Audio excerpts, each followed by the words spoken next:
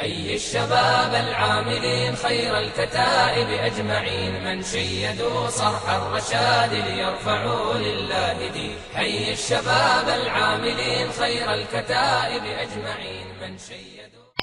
السلام عليكم ورحمة الله وبركاته ومغفرته. محترم خور پښتنه کړې ده چې په ملا مې پلاستر مشلولی دی، نو چې غسل کوم دا اړه ډېر تکلیف راکوي، نو زه څه ورسره وکړم؟ محترمه دومره ظلم سړی پر ځان نه کوي.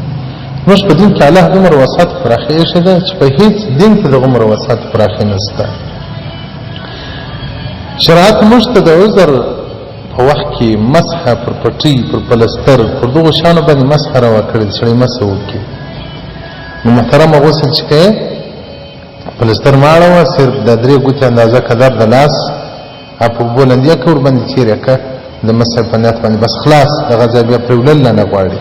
تا وایي هندیه جلد اول صفحه 33 باب مسح الخفین او دغه رنګرد المحتاط دې لپاره وضاحت ورکړی دي. نو محترمه دا دې پر ځان ظلم کړی دي. پلستر اړول خو ډېر تکلیف وي، ډېر سړی عذابوي. پلستر سړی ډېر په عذابوي. او دغه رنګرد المحتاط جلد اول صفحه 200 باب المسح الخفین. نو محترمه مسح ورباندې کوه. او رد المختار جلد اول صفحه 280 باب التیمم دې پر وضاحت ورکړی دي. نو پلستر باندې کې بیا ماړو مسح ورباندې کوه. او څوک چې ځای خوږ وي پلستر ورباندې ومشلي او داسې کې په غسل کې وي نو اوښتل دې ضرورت نشته، مسح دې ورباندې کوي. والسلام علیکم ورحمة الله وبرکاته.